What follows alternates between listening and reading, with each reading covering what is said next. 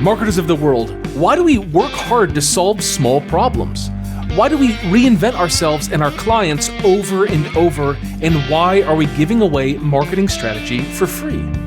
With advancements in AI, we're all seeing the marketing department shrink from the bottom up, and companies need you to serve them as their fractional chief marketing officer. It's time to solve bigger problems and bring home a bigger paycheck.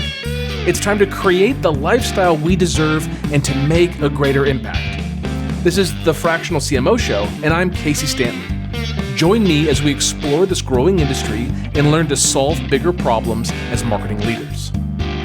The Fractional CMO Show is sponsored by CMOx, the #1 company to teach you how to attract, convert, and serve high-paying fractional CMO clients on your terms. All right, so who's this for? This is for fractional CMOs. You already made the commitment, you already jumped in, you're already a fractional CMO. Awesome. It's also for marketing agency owners. This is also for experienced marketing employees. These are really the three folks that I think are, poised to do well in marketing. You know who this isn't for? People who have never done marketing before, people who are in their first couple of years of marketing, people who don't have big wins in marketing. That's not who this is for, okay? This is for people who have a pedigree. They came from somewhere. They know this stuff. So here's how to make 2026 your best year yet. All right, so let's just get right into it. 2026 trends. What are the big trends that I'm seeing? So the first one is duh. It's AI is everywhere. What does that mean? Well, here's one big thing that I see as a trend is the over-adoption risk of AI for clients, for businesses, for marketers, for everybody. Over-adoption is a significant risk. It's like people believing that AI is the panacea and it is the one thing that will solve all of their problems. And what we find is, we saw this certainly, I would say in the last 18 months, we saw over-adoption of AI for the generation of content for SEO. What's the negative of that? Is if anyone here works in the SEO space, you know that people absolutely screwed their SEO. They just cooked it. And it's this belief oh, I don't need a SEO content writer to write this thing because they're going to charge me $150 for the post or $300 for the blog post or whatever. I'm going to get ChatGPT just to crank out the content. And it just destroyed their website. There's this over-adoption risk and reliance on AI to tell us what to do next. And companies are doing that. Our potential clients are doing that. Our current clients might be doing that. Our employers might be doing that. But also the risk is on you and your business. You saying, oh, I'm just going to ask ChatGPT. I'm going to load in a couple books into Notebook LM and I'm just going to query it and it's going to tell me what to do. And it's fallible. That it's fallible. And when you're writing something, you're writing an email and it does a little miswrite, whatever, you can fix it. But when it convinces you to do something or convinces your client to do something, and then they cancel a contract or do something new, and then they commit for the next 6 or 12 months on this thing because the robot told them to, it can be really misguided. And I'm sure we all have stories here of someone that we know that did something dumb with AI. I hobby with some electronic stuff, and I was asking ChatGPT something, and it told me to plug these terminals in, and I did it, and I fried my microcontroller. And I was what do I do? Who do I complain to? And they were just nobody. ChatGPT was it's your fault ultimately, right? The overadoption and trust in AI is scary, and it's a risk for our clients, and it's a risk for us. The second one is a black box. So what's a black box? I think there's great marketing tools that exist, but I look at some great marketers who have built some stuff, and I don't want to call them out by name, but they've built really cool platforms. A lot of copywriting platforms, great copywriters now have AI tools that write the copy for you. And it's not that those are inherently flawed, but there's this idea of you take an input, then there's a black box, and then there's a valuable output on the other side. And if you don't understand what that black box is, it's literally an unknown custom GPT, you live in a world of abstraction, and you stop understanding what's actually happening. And that's dangerous. We live in a world, by and large, where people live in abstraction. If you know HTML, that's an abstraction. If you know JavaScript, that's an abstraction. If you know binary code, that's like the core of actually how programming works. We understand layers of abstraction. The problem that I see with these black boxes, here's another black box, Meta ads. If anyone here's run an ad on Meta recently, Meta will be like, thanks for your headline. Here's 5 AI generated headlines. Click this button and we'll test those. And it's just like these black boxes feel like shortcuts, but when we don't understand the fundamentals behind how these shortcuts are developed, we find ourselves in a position of trusting a black box and often getting like hoodwinked by the black box into thinking that some better outcome is going to happen because we fail to understand the fundamentals of how marketing works and stay with them. It's so scary. It's so dangerous that people are doing this. Okay, next is AI is replacing labor. Like, duh, right? And this is happening, I think, positively and negatively. So perfect example in my life. I'm working on a project for a client and I want to do a little thing. Here's one of my favorite tricks I do. I like to append first name and email address into a URL that someone clicks so that when they click that and they go to a page, they can get auto-registered for like a webinar or they can get auto-registered for like an email list or whatever. And oftentimes I have to have written some JavaScript, like a little webhook, something that captures that data. And kind of forever, I would just go on Upwork and find a worker to do it and pay them 20 or 50 or $100 or whatever, and they would do it and it'd be worth it. Now I can get all of that done with AI. Like little snippets of code. I'm not a developer, but I know what I want. And instead of telling a developer and having them tell me, okay, it'll take 2 weeks before I have time for it, and then it'll take me probably 5 hours to do it at a cost of $30 an hour, whatever, I can get it done immediately. It's a big deal. So us as marketers, we're seeing speed increase. We're getting more done with AI. Conversely, we're seeing employers, companies, shedding labor in adopting AI. And again, I think this becomes the over-adoption risk. So AI replacing labor for us as marketers can be good, but also it can be really bad.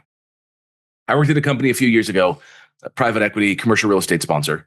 And I had a team that I grew to about 13 folks. I could do the same work today with everyone having ChatGPT and Claude, probably with like 4 people, maybe 5 people, certainly with like less than half the staff. I could get the same outcomes at a much cheaper cost. So that's very real right now. And there's a pressure from businesses that they want to see more done with less. So like fewer people getting more accomplished with a smaller budget. That's just where we're going. Copywriters are seeing this. Instead of writing 5 emails a month for their fee, they're writing 20 emails a month for the same fee. Marketing agency owners are seeing the same thing. They're seeing like, instead of like running these ads and being able to kind of bill in the normal way, they have to generate multiple times the value to their client because the client expects it because of AI providing labor replacement. And then finally, this last one, about like 10 days ago, Sam Altman, who is the CEO of OpenAI, he tweeted that we're moving into the fast fashion era of SaaS. And I think that that's incredibly notable right now. What is the fast fashion era of SaaS? It is this, it's that SaaS can be cooked up overnight. We can prompt ChatGPT, ChatGPT 5. I've been having to do some programming stuff just for fun, and it's been doing an incredible job. I'm getting projects that were just like in the back of my mind that I wanted to play with the last couple of nights. I've just been able to crank them out. And the problem with cranking them out quickly is that I lose the desire and I don't kind of like build the habit of maintaining this thing. So I do it, I get the dopamine and I'm done and I move on. Businesses will do this too. They'll build a SaaS overnight. Satya Nadella from IBM said that like we're moving into a future where like CRUD doesn't matter. CRUD is like, it's a SaaS term for create, read, update, delete. CRUD. So CRUD things are like SaaS. SaaS isn't inherently technical. There's a good layout for it and it can make sense with workflows, but generally speaking, it's like I'm creating a new lead. I'm updating that lead to show that they opened an email. I'm reading that data and I'm deleting it. Like it's kind of simple. That's like the CRUD applications. We'll see people being able to manufacture their own CRUD applications in, overnight, in a week, whatever. They can do it with Replit right now. They can do it with all sorts of AI coding platforms. The problem is not going to be the creation of the SaaS. The problem is going to be the fit of the SaaS in the market and then the continued support of the SaaS. If a company can spin up a SaaS and they can spin up a website and they can spin up a bunch of marketing copy, is it really a robust company that's going to last, right? That's what we got to watch out for. I think we're going to see the market get flooded with just garbage, but it will be really beautiful garbage and it will have all of the trappings of great software. And it just won't exist, right? Behind the hood, it'll be nothing. It'll be Theranos. So something to consider. I've got more for you. Private equity, they're needing larger returns from fewer bets. Money is more expensive today than it's been. If you think of like the height of the COVID response from the government, we saw interest rates just bottom out. So you could borrow money, and as long as that money returned a 4% return, a 5% return, you're making good money. Well, as we see that interest rate continue to rise, private equity, who have cash, they certainly have a lot of cash, they're hesitant to be putting that cash to work because they need that cash to outperform when they invest it well. So they need to see larger returns from fewer bets. They're not so loose on their money. So I'm not saying that we're going to see less investment of PE as we move into 2026, but what we are going to see is PE's greater involvement and PE locking in tighter in the industries that they're focused on. So I don't think you're going to be seeing as many PE companies that have a smattering of things like software, service businesses, restaurants, manufacturing companies, all under the same PE roof. Instead, I think you're going to find more specialized private equity. And with that specialization comes with a better understanding of the implications and the effect of marketing. So I think that is a benefit to you, but also you have to be savvy. You have to be able to talk the talk with private equity for them to be able to take you seriously. Next is, I think we're going to see mass layoffs. Discontinued. Like, why wouldn't we? We live in a capitalistic society. Like it or not, companies will continue to do layoffs when it makes sense to them financially. And sometimes financially, that means just for an earnings report. And it has nothing to do with your ability to deliver as a full-time worker, let's say. I don't know if this is true or not, but it supports my theory here. That during hiring booms, major companies like Amazon is going to hire great talent, not because they need it, but because they don't want their competitors to get it. So Amazon would rather hire top-level software developers and top-level marketers, et cetera, in order to just steal them away from the potential competition having them. And then they put them on a project, and maybe the project works out, and maybe they make some money on it. But also, when the market turns, it's bad for everyone. So then layoffs just happen, and all of those people go out into the pool of labor. And we saw the recent job reports, and right, like it looks indicative that that's going to continue to happen. So what do these people do?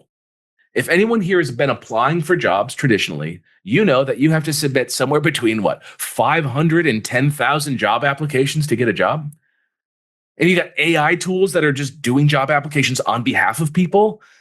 It's like an impossible market. And it's a lot of front door stuff. And I'm not a front door guy. So let me tell you what I mean. When I was a professor at Tulane University in New Orleans, every class I taught, I always had the best student. They were like on time. They were like type A. They were really smart. They were really good. And, they graduated top in their class. No doubt those people had a bright future. But what about everyone else? Like that top student probably is going to get the job if they apply alongside everyone else. Because why wouldn't you choose the person with the best grades and the best everything? But all those other students needed work too, right? They needed like a job. So you can't go in the front door traditionally. Like that's just hard to go in the front door. The front door is like jobs on Indeed. I'm going to apply and I'm going to pray that I'm going to get through all of the hoops traditionally and get in. You find that you're going to get interviewed by AI tools. It's garbage, right? So what do we see happening as a result of this? We see more people reinventing as fractionals. We're talking like fractional CMO, CRO, CSO, COO, CFO, like all of the different C suites. We're seeing more fractionals. It's happening. Previously, I think we would have seen this just be called like consultants, but I think consulting and fractional CMO work is drastically different. Just real quick, consultants come in with a bag of tricks. Like they have like their little like black book of like, these are the 3 cool tricks I can perform. They go charge a high fee, they roll in, they do their tricks, and then they're out of tricks. And then they get, their contract ends after what, 3 months, 4 months, maybe 6 months. Consultants by and large don't stick around for years. There's edge cases, but by and large, they don't stick around for years. Fractional CMOs, on the other hand, like the ones at CMOX, the ones that I train, they get embedded in companies, and they last for years. So very big difference. So we're going to see more fractionals. We also are going to see an increase in companies who will teach you to be fractional. And this is a weird one that I'm seeing. I've seen like all sorts of companies just like pop up on Facebook teaching this stuff. And these people are like, I'm going to teach you how to be a consultant. I'm going to teach you how to do this thing. But like they're coming from some weird background. They're not in the trenches. They're not doing the actual work. They're not actually getting clients themselves. They're not showing you what's possible. And they don't have a track record. So that's just something to like keep an eye out for. You're going to see more happen in the future of more people doing this stuff. But you got to look for like their results. All right. So fractional as a term is becoming mainstream. A big one. It's nice. For years, I've said we're early. I still think we're early. We're not certainly at the maximum of what I think this market is going to do for us as fractional CMOs. But if you look at folks hiring, we're seeing actual job posts for fractional CMOs. Like we're hiring a fractional CMO. That hadn't really happened until this year. And I anticipate more and more of that happening next year. I think for 2 reasons. 1, because the term is more mainstream, and 2, because there's more pressure on the business to get C-suite level strategy and leadership without the cost of a full-time person.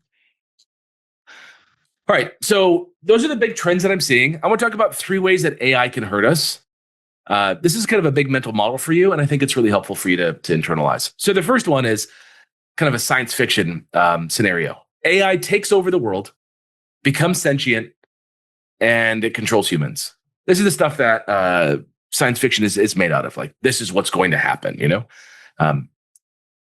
and maybe that happens at some point. Maybe AI is able to control AI. And, we definitely saw with DeepSeek, the Chinese large language model, that was developed as a derivative of the content from OpenAI. And it's a small package, and you can run that on Llama, locally on your computer, or you can run it on your phone. Like, we're seeing like AI train AI, so we're there in that way, and that's interesting. If you don't know what I'm talking about, it doesn't matter. But I don't know if this is really going to happen, right? I don't know if it's going to happen. What about scenario number 2? A single or multiple actors, like the billionaire class, leverage AI to make people do their bidding, and then they can take control of mass populations. Maybe that's a possibility. It feels like a little bit more likely. We see these large companies that have AI tools, but I don't know. The more I kind of spend time with AI, the more I realize I'm not really worried about AI, like one AI taking over. That's not really the issue, right? It's not like ChatGPT is going to climb to dominance and just like Sam Altman and OpenAI are going to just like dominate everything. Because I think that there's novelty to the AIs of Microsoft, like Copilot, because that works inside of their suite, or Gemini and how that works. So I think we're going to always have like multiple AI tools. I don't think this scenario is going to happen, but this one I do. People outsourcing too much of their thinking to AI and becoming weak-minded. This is our biggest threat right now. Just to let AI think for you. If anyone here uses a calculator and doesn't do mental math, you know how weak you are at math. Now, it's easy to swipe from the top right down in your iPhone and go to the calculator and type it in and get your calculation. But it's not the same as knowing it. And if your life revolved around you knowing it, and it was more complex than like basic arithmetic, being weak-minded is a really big danger. And this is the thing that I'm seeing happen. This is that over-adoption of AI that is scary to me. And I want you to be a little scared of this too. And I want you to check yourself when you're trying too much to ask AI to do for you. You need to understand how things work. And then allowing AI to kind of come in and support you a little bit is helpful. But, personally, I still don't use an AI note taker. I don't think that that's useful for me. I lose the theme when I let an AI note taker take over for me. Are they useful? Yeah. Is it great for someone who's dyslexic? Absolutely. Would I benefit maybe from having it? I mean, possibly, but I don't want it because I want to like force myself to learn and do. So I think that's an important lesson here too. And as we move into 2026, we're going to see more people just like letting go of their thoughts and their beliefs and letting AI do it. Scary. All right. So what can you then ignore for this next year? What can you ignore for 2026? AI commenting on LinkedIn. I saw this morning. I love Frank Kern. Don't get me wrong. I think he's one of the great marketers that's alive today. He had some Facebook post and said, like, comment if you want it. Some guy writes 9/11 is an inside job. And then Frank says, thanks, check your DMs. If you're on LinkedIn commenting with AI, you're letting go of your personality, your persona, your like who you are. It's so dangerous. I was just on LinkedIn last week and I saw a post and someone I knew had an AI comment. How did I know? Because I know him and he doesn't say that stuff.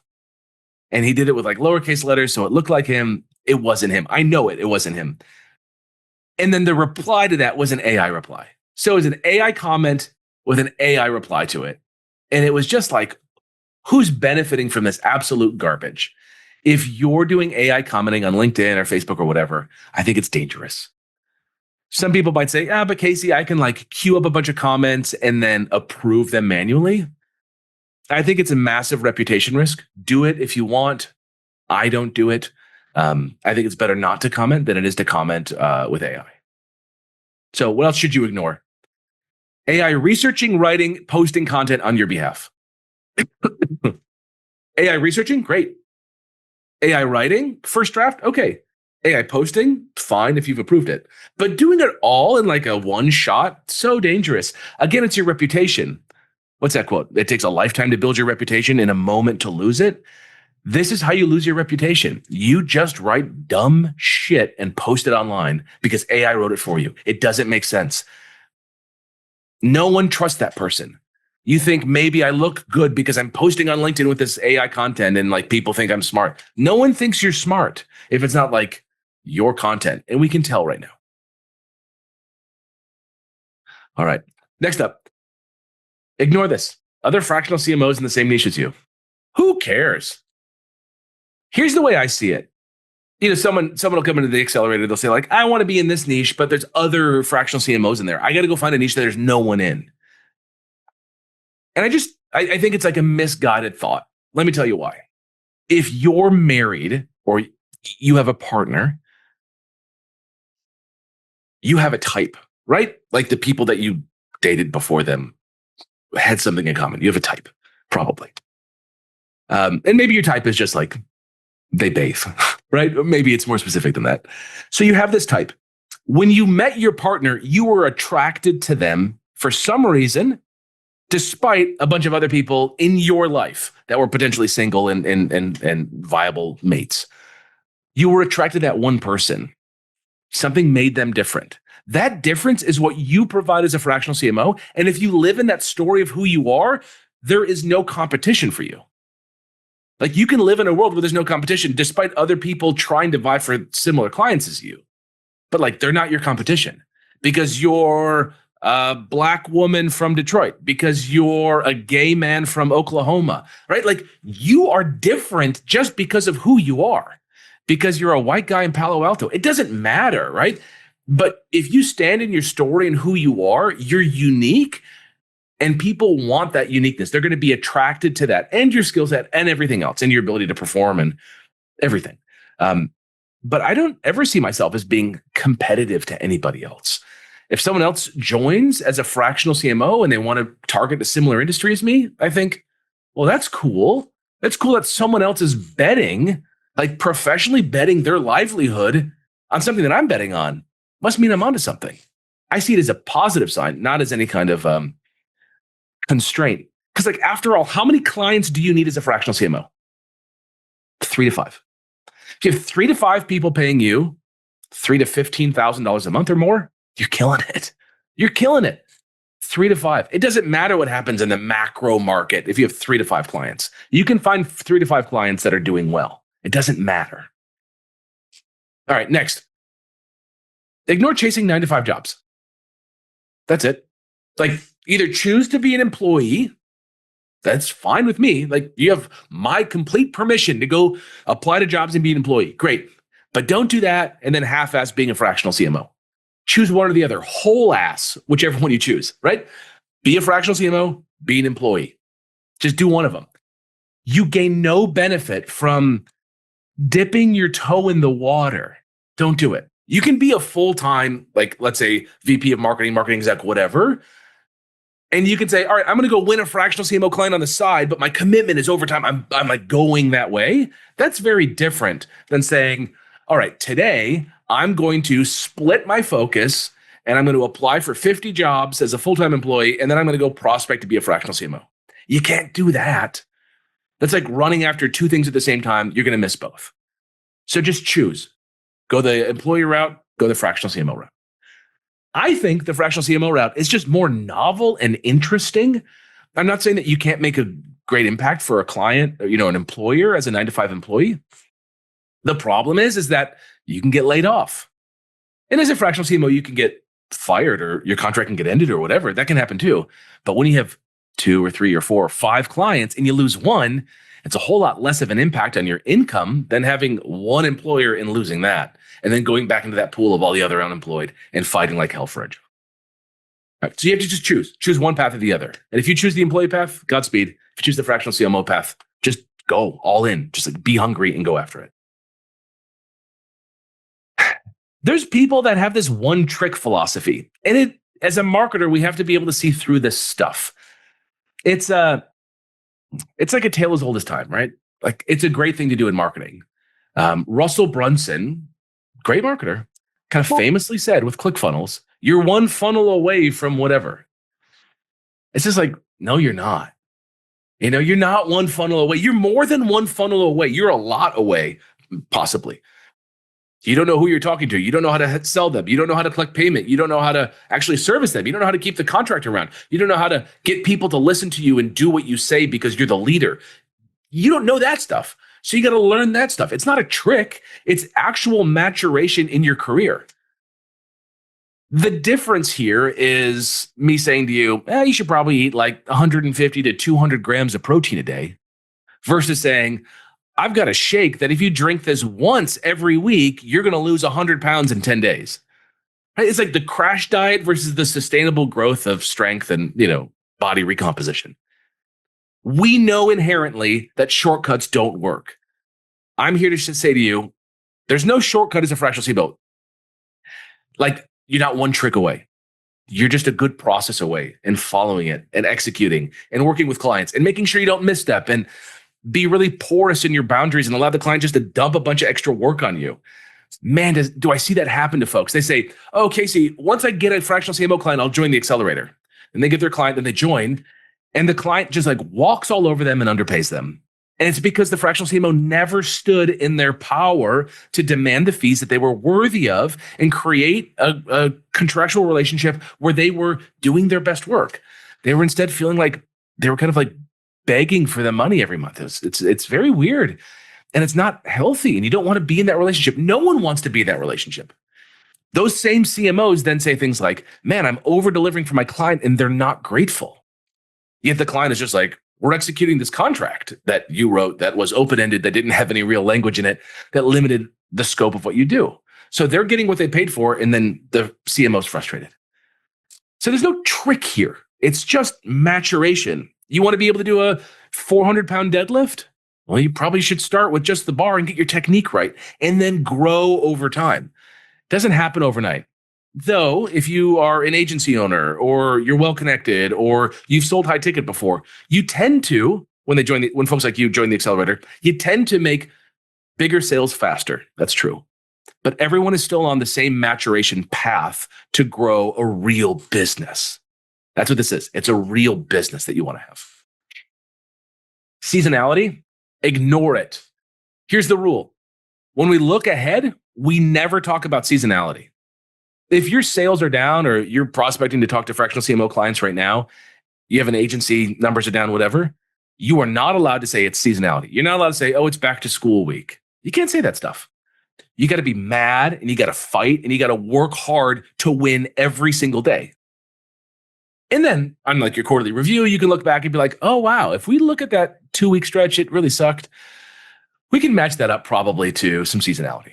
Like you can make sense of it in the past, but in the present, you got to fight like hell, no matter what's happening. It's folks that say stuff to me like, oh, Casey, it's the summer. People aren't buying.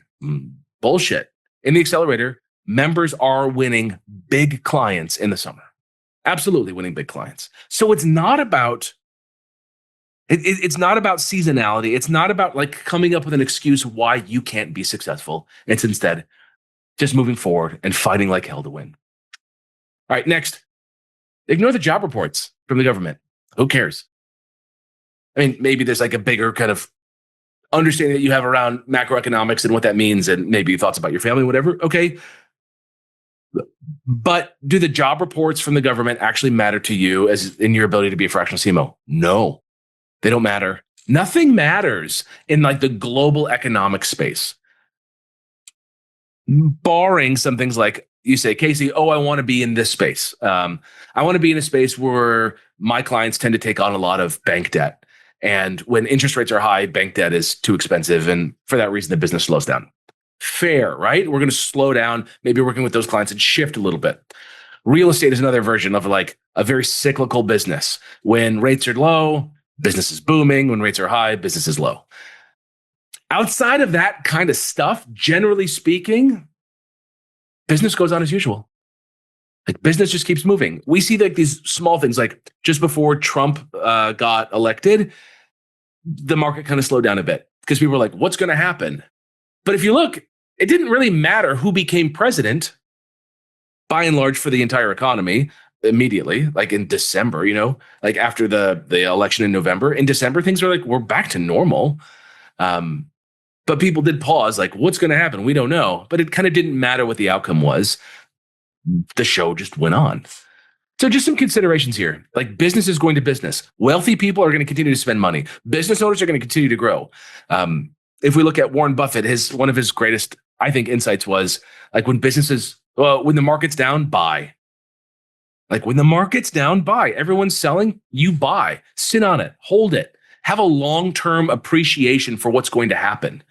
That's where you want to be here. All right. Above all, like what do you walk away with? Stop talking, commit, focus, and then do so many reps that it becomes unreasonable to not be successful.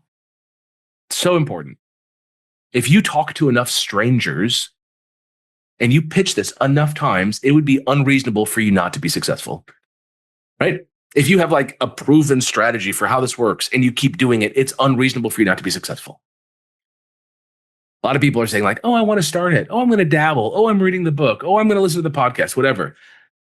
Just like you got to stop talking and just commit. Go be an employee full-time. Awesome. Godspeed.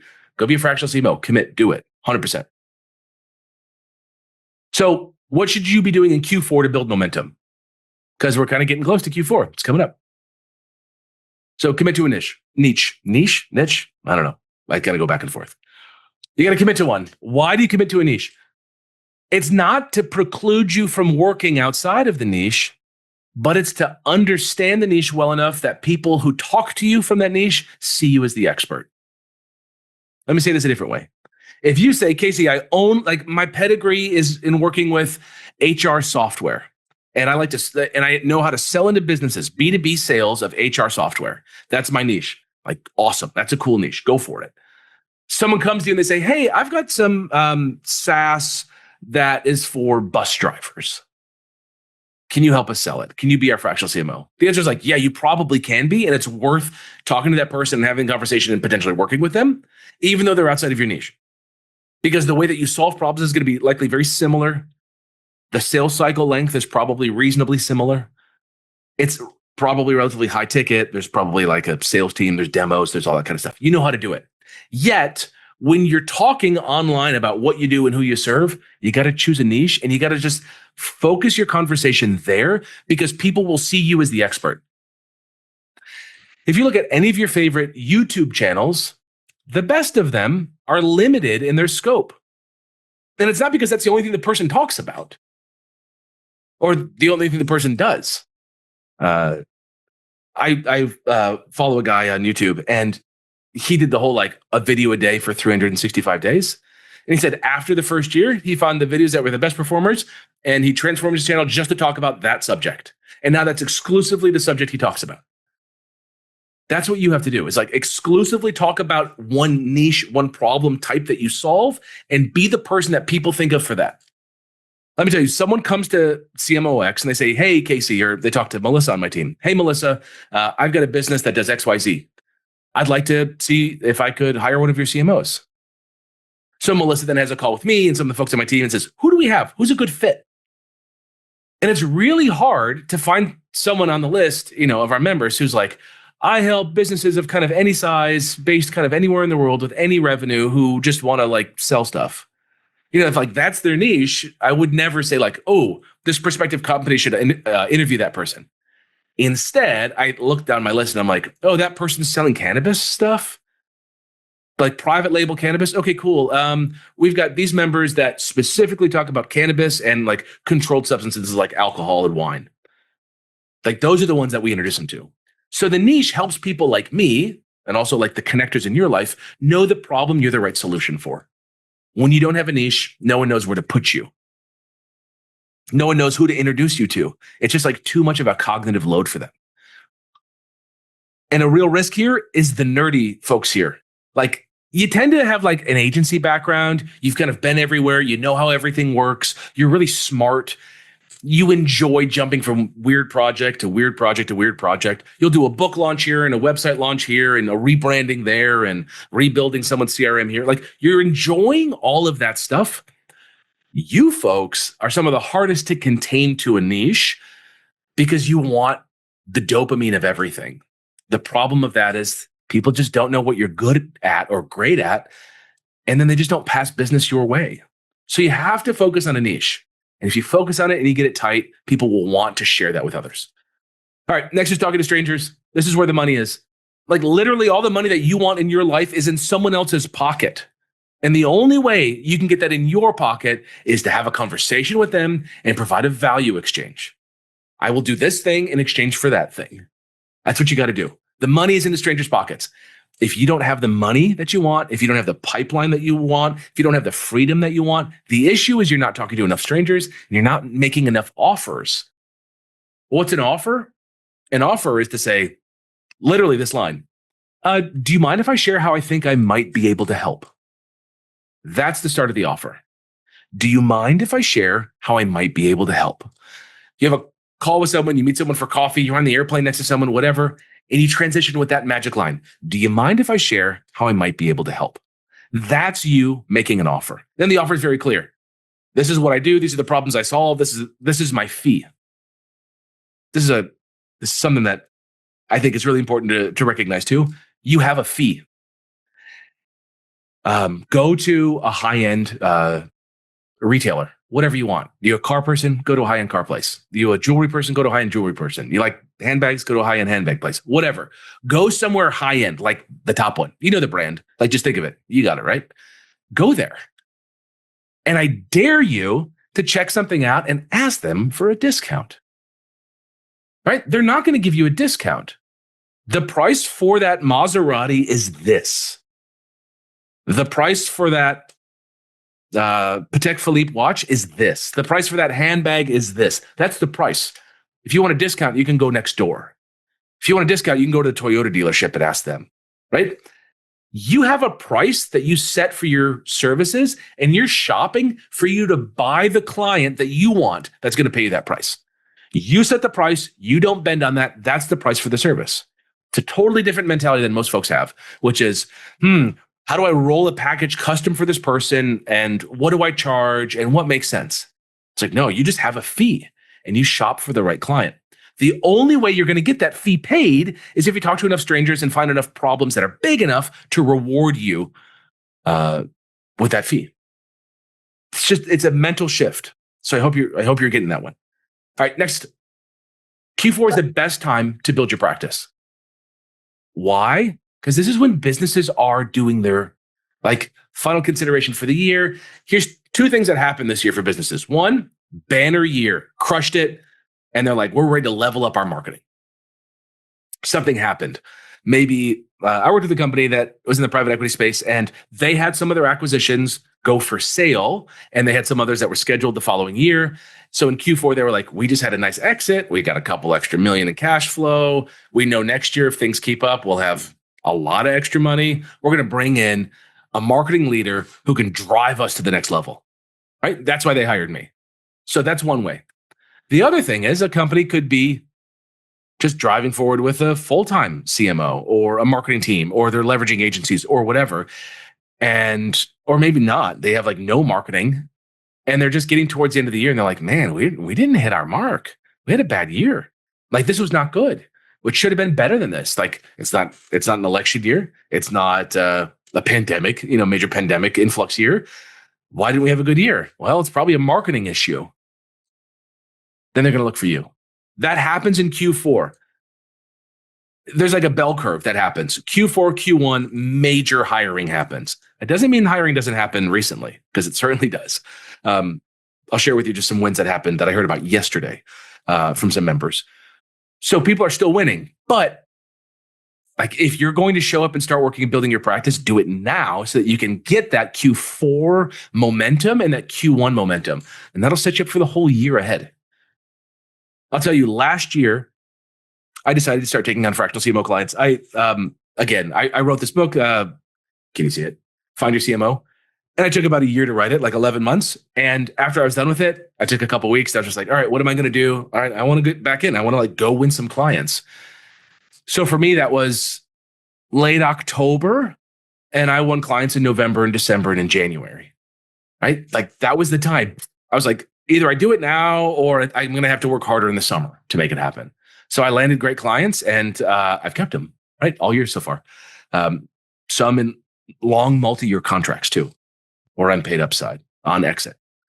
So these are some wins from yesterday. Like literally yesterday, I held a training yesterday for our members. We did it was a 90-minute training and then I just stuck around. I think I was on for 2 hours, 15 minutes, just answering any questions. And a Canadian member, she shared that she landed her first $10,000 a month client. That's Canadian dollars, but 10 grand a month. Awesome for her.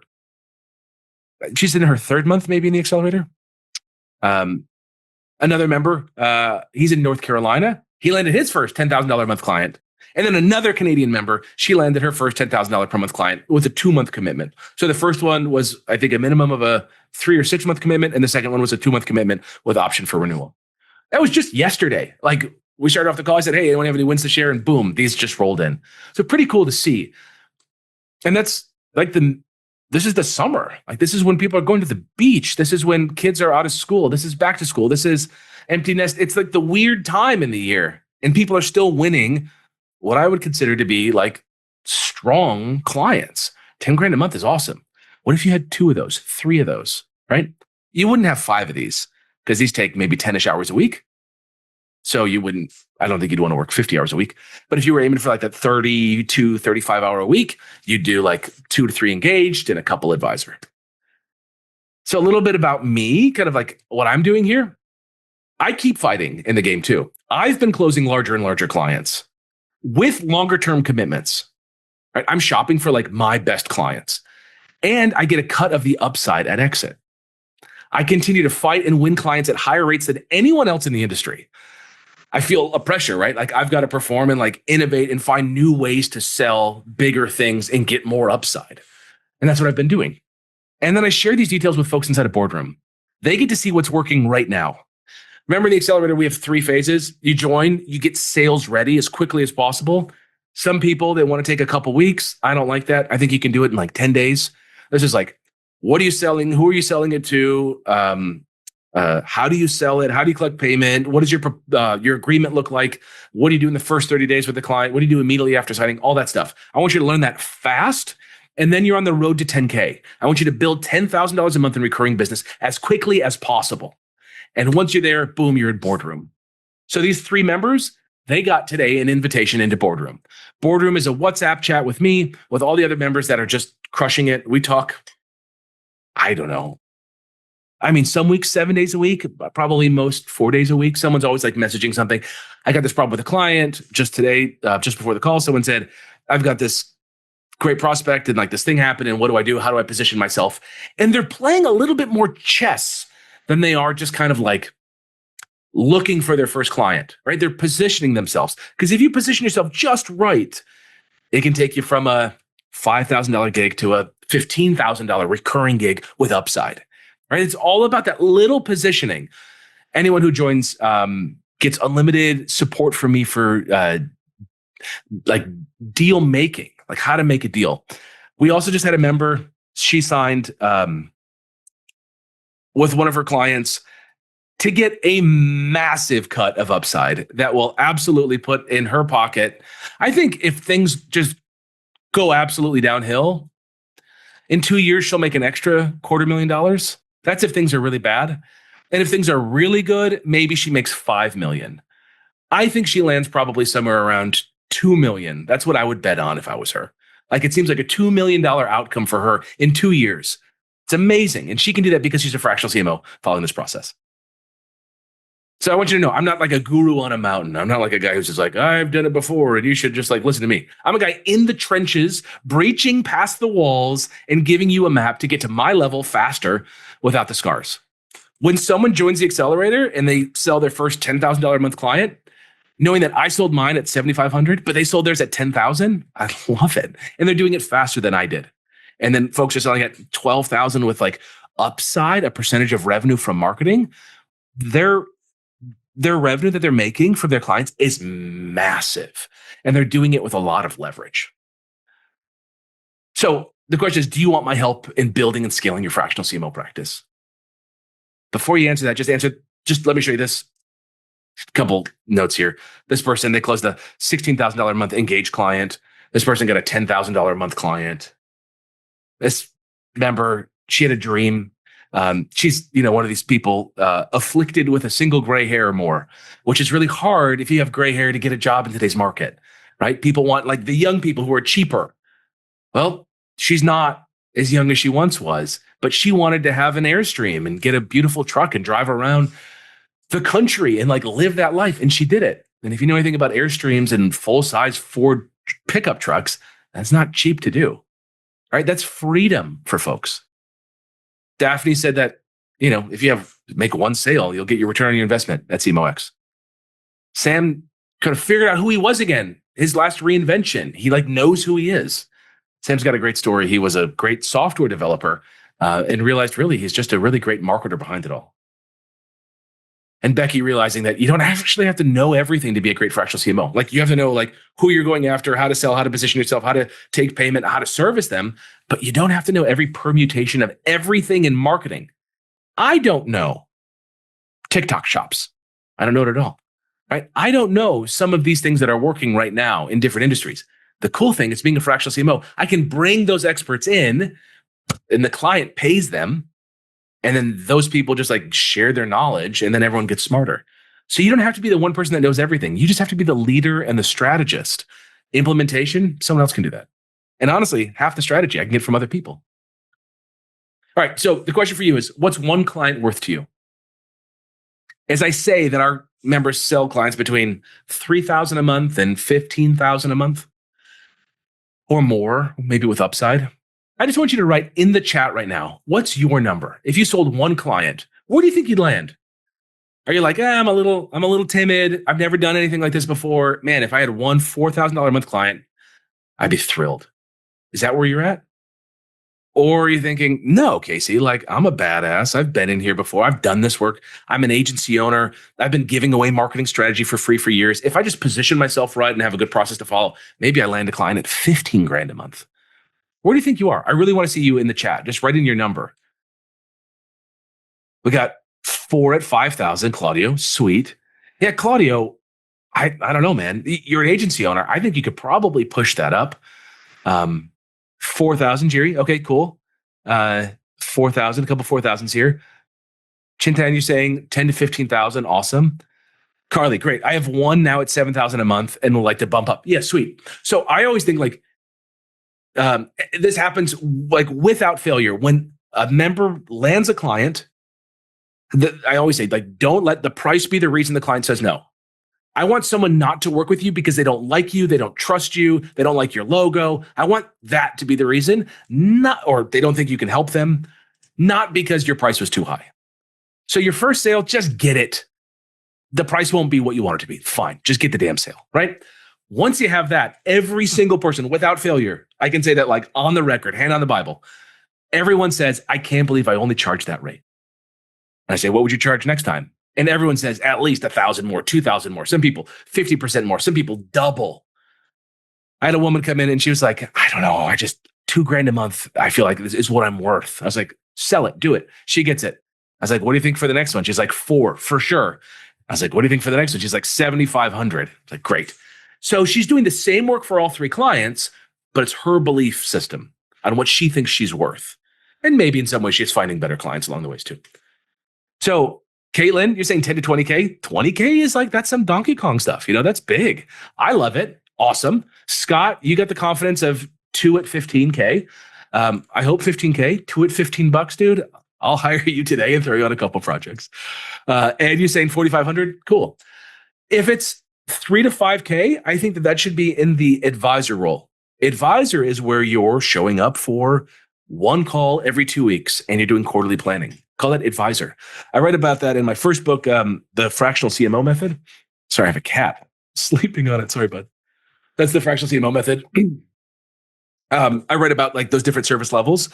So 3 to 5 grand a month is for the advisor level, and then 5 to 15K a month or more is for the engaged level. And the better you are, the more outcome you can produce, the higher your rates can be. I want to just say one last thing on this, which is there's no meritocracy. No, excuse me. We live in a meritocracy here, not in some kind of like entitlement. And it's weird because I like a little entitlement. I like when someone rolls into the accelerator and they're just the kind of person who's like, I'm worth it. I'm worth it. They just have this sense of worth. And where did it come from? Maybe years in the trenches. Maybe they have a brain injury and they think they're better than everyone else. I don't know, right? Maybe like their parents raised them to have a really significant sense of self-confidence. I don't know what it is, but the way that they appear is very confident and very like worthy of high fees. Those people tend to land clients at higher fees than people who have lower like visions of themselves. But those people with those lower visions of themselves tend to prove to themselves through meritocracy. I landed that client at 2K, boom, next one 4K, next one 7,500, next one 10K. Right? They're going to like raise that over time. So it kind of depends on where you are. And again, that's why there's not like one trick here. You're not like one offer away. That's not what this is. It's really kind of overcoming internal stuff so you can have confidence in selling. If you're not kicking your legs under the desk when you share the cost to work with you because you're a little nervous because it feels a little crazy, you're probably not pushing yourself hard enough.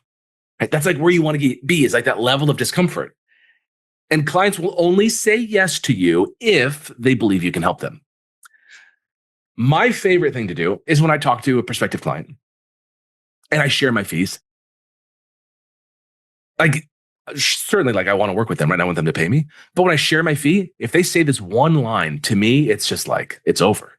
That one line is, oh yeah, that makes sense. So I share my price and they're like, yeah, that makes sense. Like they're not questioning it. And then they're saying, can we afford it? Is now the right time? Whatever.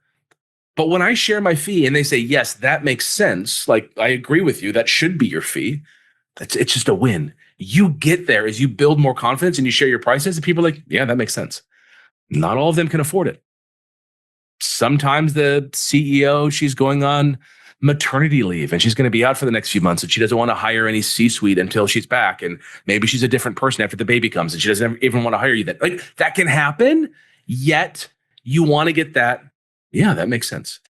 Because when you have that, you're on the right path. And then it's just about reps and talking to more strangers. And that's when you're going to find your perfect fit client. And this isn't even encompassing what's possible with upside. Upside is when you go work with a client and then you get part of what you make them. So you make them extra money and then they pay you a percentage of that. Totally possible. You should always get paid up front for the first month, always. But then after that, having upside is awesome. There's a lot of psychology to that. Happy to share at some other point. All right. So if you want my help, here's how you do it. You just book a call with my team. we cover the cost of the call. So there's no cost to you for it. You book it. You'll talk to Justin. He's a great guy. He's been working with me for a few years. He'll ask you a couple questions to see if we think we can help you and to see if you've got really what it takes, if you have the experience, if you have the mindset for it, if you're the kind of person who's going to like fight and win here. If you think this is like Netflix where you just like show up and press play and just like lay back, like that's not it. You got to like do the work. But if you want our help, if you want to be in community of a ton of other people who are doing it, that are winning every week, that are doing hard stuff for their clients and making big outcomes and being really proud of their work, I mean, there's nothing like the CMOX Accelerator. It is awesome. So go ahead and book a call in with my team right now. I'll just drop the link into the chat, cmox.com/call. There it is for you. Just book in a call. Book in a call with Justin. And we'll chat with you and see if you've got what it takes. And then if you do, we'll pass you on to John or Melissa on my team. Both have worked with me for years. John's been with me, I don't know, 5 years. And Melissa is my wife's sister. She's my sister-in-law. So it's kind of a family business. And she's been with me for a few years. And they know what it takes to be a great fractional CMO. And they'll be able to really kind of like ask you questions and kind of interrogate you and then turn the call over to you and let you ask any questions you want. So that's what we got going on. I'd love for you to book the call. Thank you for sticking around for the full episode. As you know, learners are earners, but you've got to take action on what you heard today. For more information and show notes, visit fractionalcmoshow.com. If you'd like me to answer your questions on an upcoming episode, you can share your question at fractionalcmoshow.com. And last, please hit the like and subscribe button so that I know that this content is helpful to you. All right, go get them.